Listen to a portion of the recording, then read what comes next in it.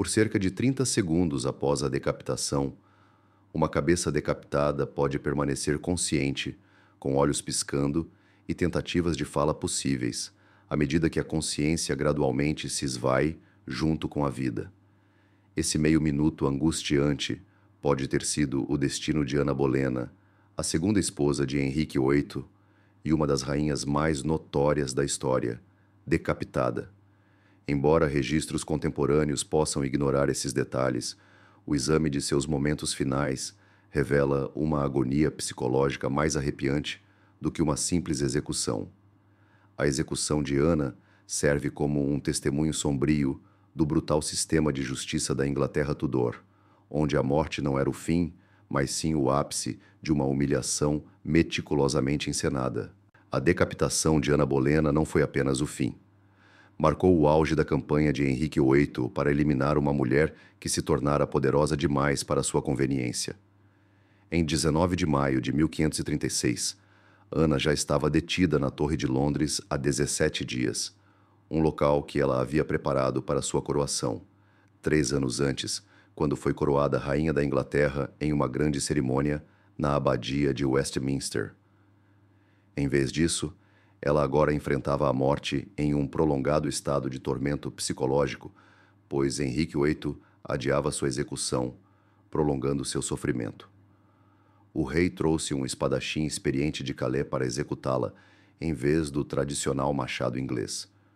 Um detalhe frequentemente retratado como gentileza, mas que serviu apenas para aumentar a dramática expectativa de sua morte. Em seus momentos finais, Ana Bolena parecia notavelmente serena, um traço observado por testemunhas como um comportamento alegre enquanto se preparava para a morte.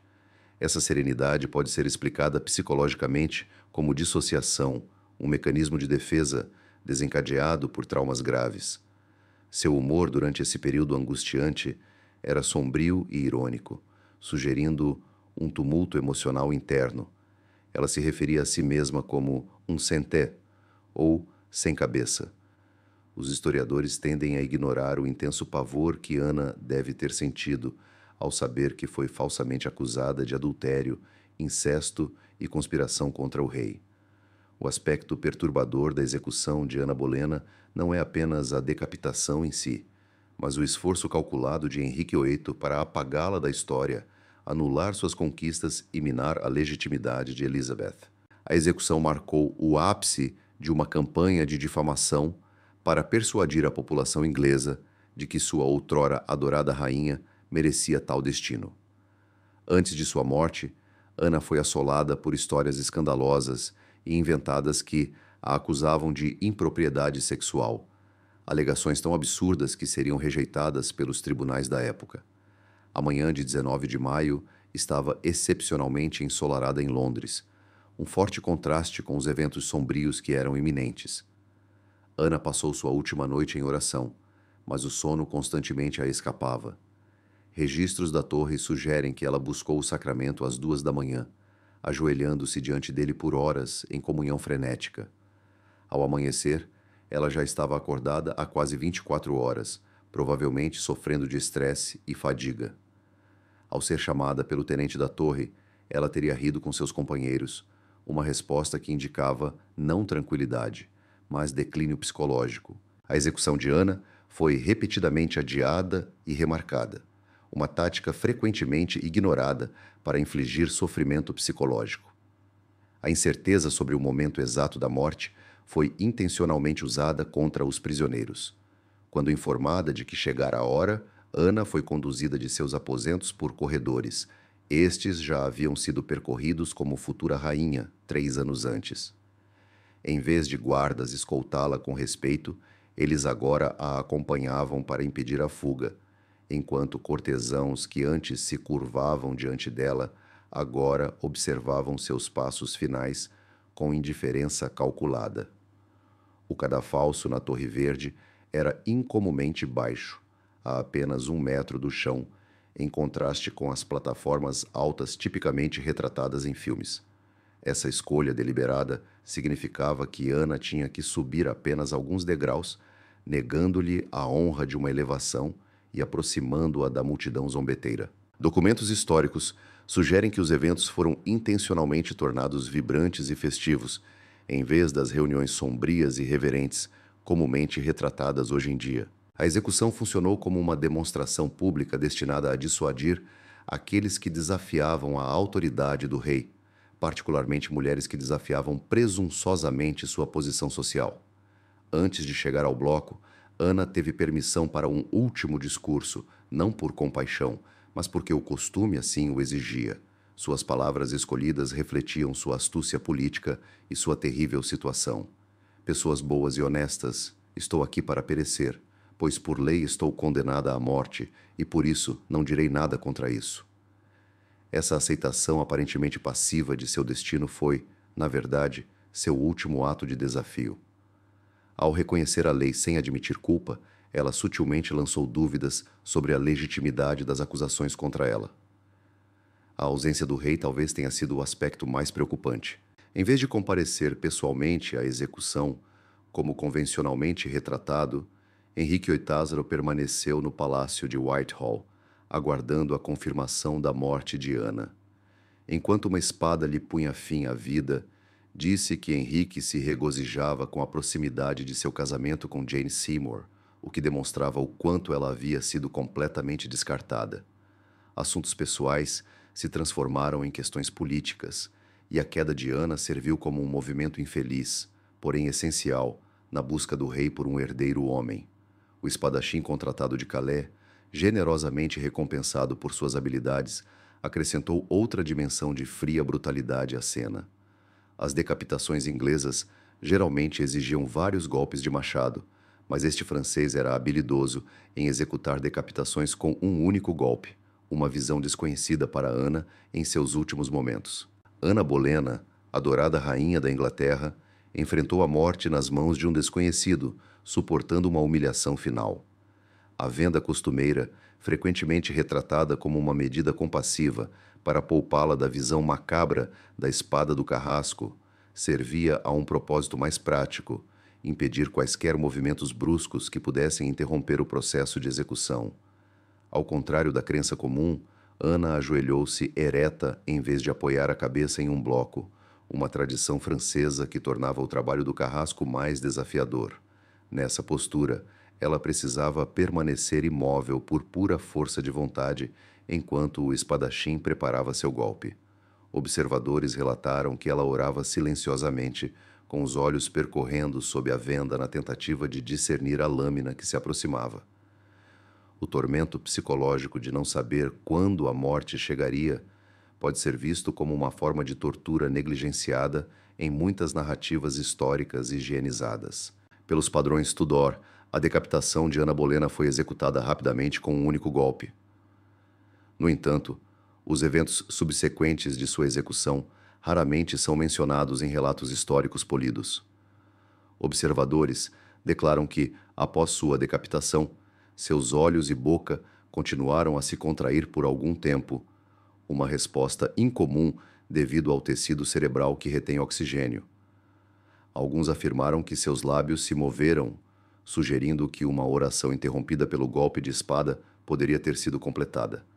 Essa cena perturbadora fez com que várias testemunhas desmaiassem, enquanto outras se afastaram, horrorizadas com essa representação sombria da tênue conexão entre corpo e espírito.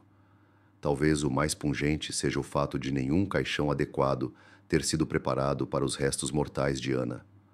Às pressas, suas damas da corte encontraram um baú para segurar sua cabeça e corpo, sugerindo o desrespeito à dignidade de Ana. Essa omissão aparentemente insignificante enfatiza o tratamento cruel dispensado a Ana. Na morte, ela foi insignificante, uma questão política resolvida, em vez de uma pessoa digna dos ritos funerários tradicionais. Ana foi enterrada às pressas em uma cova anônima dentro da capela da torre, evitando um funeral cristão. O rei parecia desejar que sua memória desaparecesse tão rapidamente quanto sua vida. A determinação da rainha em apagar Ana continuou mesmo após a morte. Pintores da corte foram instruídos a destruir seus retratos. Seus símbolos reais foram esculpidos nas paredes do palácio, e os cortesãos logo descobriram que mencionar seu nome poderia provocar o descontentamento do rei. Embora frequentemente nos concentremos no ato da execução, essa extensa eliminação da existência de Ana continua sendo uma forma de brutalidade post-mortem, um esforço para extinguir não apenas uma pessoa, mas um legado. Somente séculos depois, os historiadores começaram a reconstruir a vida de Ana a partir dos fragmentos deixados pelo expurgo de Henrique. Testemunhar a execução de Ana infligiu profundas feridas emocionais naqueles obrigados a realizar as tarefas subsequentes, como suas damas de companhia, que tiveram que limpar e preparar sua cabeça decepada para o enterro. Essas mulheres, aterrorizadas por serem ligadas aos supostos crimes da rainha, foram compelidas a completar essa tarefa macabra enquanto mantinham a compostura. Muitas, segundo relatos, sofreram pesadelos por anos depois, com pelo menos uma delas eventualmente buscando consolo em um convento, incapaz de continuar a vida na corte após as visões horríveis que presenciou. O impacto psicológico do trauma se espalhou por toda a corte de Henrique, instilando medo que perdurou pelo resto de seu reinado. Logo após a execução, a filha de Ana, Elizabeth, que não tinha nem 3 anos de idade, foi declarada ilegítima e desqualificada da linha de sucessão. Essa criança, que mais tarde ascenderia como a célebre rainha da Inglaterra, viu-se efetivamente abandonada, sua mãe executada e seu pai negando publicamente sua legitimidade. Registros indicam que Elizabeth ficou desprovida de trajes e companheiros adequados, enquanto sua família ruía inesperadamente. A crueldade infligida à criança, combinada com a execução de Ana, destaca outra faceta macabra de sua morte. Sua progênie inocente sofreu o impacto dessa justiça severa. Representações contemporâneas de execuções. Tudor frequentemente falham em capturar o poderoso impacto sensorial. O cadafalso estaria encharcado de sangue de execuções anteriores e zumbindo de moscas durante o calor de maio. O alvoroço da multidão, manipulado por apoiadores posicionados para celebrar a queda da rainha, criou uma parede sonora com o objetivo de confundir e aterrorizar. À medida que Ana se aproximava de Tower Green, ela teria se tornado cada vez mais consciente dessa cacofonia, acompanhada de vaias e insultos de uma população forçada a vê-la como bruxa e adúltera. Essa humilhação pública, cuidadosamente orquestrada, era um aspecto crítico da lei Tudor. A morte por si só não era considerada suficiente. Tormento adicional era necessário. O discurso final de Ana Bolena, comumente retratado como um ousado ato de desafio na cultura pop, parece ser mais complexo quando visto através de lentes históricas. Seu discurso, embora aparentemente elogiasse Henrique como um rei benevolente, refletia sua situação. Diante da morte iminente, ela não podia expressar seus verdadeiros sentimentos livremente. Seu discurso foi limitado por preocupações com o futuro de sua filha e com a opinião pública. Longe de personificar a liberdade de expressão, suas palavras representavam seu oposto. Uma mulher ciente de que mesmo suas últimas palavras alcançariam o rei e influenciariam aqueles que ela deixou para trás, o discurso de Ana simbolizou a supressão final. A espada da França, que pôs fim à vida de Ana, refletiu o aspecto teatral de sua execução. Henrique orquestrou um grande espetáculo para a queda de uma rainha, para o qual o carrasco, praticando previamente em animais, foi meticulosamente treinado para desferir o único golpe decisivo, garantindo sua generosa recompensa. A morte de Ana foi friamente transformada em um desafio logístico por aqueles que a supervisionavam, reflexo do distanciamento inerente aos assassinatos ordenados pelo Estado. Sua execução não foi meramente um ato. Foi um evento cuidadosamente coreografado, projetado para converter o sofrimento humano em retórica política. Registros contemporâneos revelam que nenhum carrasco inglês estava preparado para executar a tarefa, não por dilemas éticos, mas por desconhecimento da técnica francesa de esgrima. A lâmina era finamente afiada e tinha um peso diferente de um machado inglês, projetada para um corte horizontal rápido em vez do golpe vigoroso de um machado para baixo. Esse detalhe técnico ressalta a natureza teatral da execução de Ana. Seu método de morte foi cuidadosamente planejado para causar o máximo impacto e o mínimo de desordem, evitando quaisquer complicações indesejáveis durante o terrível evento. Após a queda da espada, Thomas Wyatt, aprisionado na torre e forçado a testemunhar a execução de uma mulher que outrora admirava, escreveu sobre a garganta adornada com inúmeras joias. Seu tributo poético capturou a transformação de Ana, de uma rainha radiante, em um cadáver objetificado. Sua cabeça, envolta em linho por seus assistentes em prantos, foi exibida à multidão pelo carrasco, erguendo-a pelos cabelos, um gesto tradicional que simbolizava o cumprimento da sentença. Esse espetáculo público, com sangue ainda escorrendo das artérias cortadas, deixou uma marca visual duradoura nas testemunhas. Os registros da torre indicam que o sepultamento de Ana foi organizado às pressas, reduzindo significativamente os costumes funerários cristãos. Ana Bolena, rainha da Inglaterra assassinada e crivada de flechas, foi sepultada sob o chão de uma igreja ao lado de outros nobres condenados, sinalizando o fim ignominioso de seu reinado.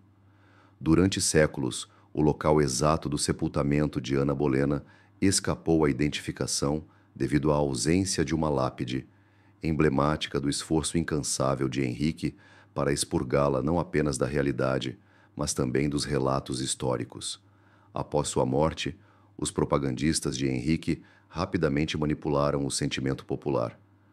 Poetas antes bajuladores agora escreviam versos castigando Ana como uma adúltera traiçoeira. Registros oficiais foram reescritos para enfatizar a benevolência do rei em permitir um espadachim habilidoso em vez de métodos convencionais, reinterpretando a escolha memorável de Henrique como uma demonstração de compaixão ponderada. Registros históricos sistematicamente sanitizaram a verdade macabra da execução de Ana, levando a um longo processo de reinterpretação histórica que continua a influenciar nossa compreensão de seus últimos momentos. É desconcertante, em uma perspectiva moderna, a rapidez com que Henrique VIII retomou a vida normal após a execução de Ana, envolvendo-se com Jane Seymour no dia seguinte e casando-se com sua terceira esposa apenas 2 semanas depois, após a decapitação de sua segunda esposa no Palácio de Whitehall. Essa rápida sequência indica que a execução de Ana foi uma solução conveniente para problemas políticos. Devido ao seu fracasso em gerar um herdeiro homem, ela foi demitida e substituída sem que suas dificuldades pessoais ou sua morte fossem reconhecidas como uma tragédia. Em vez disso, a atenção se voltou para questões de política e desenvolvimento dinástico, desconsiderando seu sofrimento. A execução de Ana desencadeou profundas repercussões psicológicas que foram além do cadafalso. Antes de sua morte, ela sofreu interrogatórios persistentes, privação de sono, isolamento social de seus apoiadores e manipulação psicológica. Thomas Cromwell, o primeiro-ministro de Henrique, responsável pelas acusações contra Ana, empregou táticas que lembravam notavelmente a tortura psicológica moderna. Nas semanas que antecederam sua execução, Ana sofreu isolamento autoimposto, privação de sono, manipulação mental e exposição a informações falsas. Ao chegar ao cadafalso, sua resiliência mental havia sido metodicamente minada, silenciando efetivamente qualquer protesto final poderoso. Crônicas históricas relatam medidas de segurança extraordinárias, implementadas para a execução de Ana, superando até mesmo aquelas normalmente aplicadas a traidores de alto escalão. A guarnição na torre foi reforçada e guardas adicionais foram posicionados em todo o complexo da fortaleza. As precauções tomadas não visavam impedir a fuga, mas sim dissuadir simpatizantes de intervirem no último momento ou protestarem publicamente contra a execução. A demonstração de força visava induzir medo naqueles que simpatizavam com Ana, forçando-os a obedecer silenciosamente à ordem do rei. Além disso, o agendamento da execução para o meio da manhã, em vez do amanhecer, aumentou a presença de moradores de Londres. A Torre Verde podia acomodar um grupo seleto de nobres e oficiais, mas sua posição elevada permitia que a notícia do evento chegasse a pessoas de fora. Os sinos das igrejas por toda Londres dobraram no momento da morte, sinalizando um reconhecimento do poder real por toda a cidade. Essa situação transformou o sofrimento pessoal de Ana em um espetáculo público, fazendo com que sua morte servisse como drama político em vez de tragédia privada. Um aspecto frequentemente negligenciado da execução de Ana é o destino de seus coacusados. 5 homens, como o irmão de Ana Bolena, Jorge Bolena, foram decapitados poucos dias antes dela, acusados de adultério com a rainha.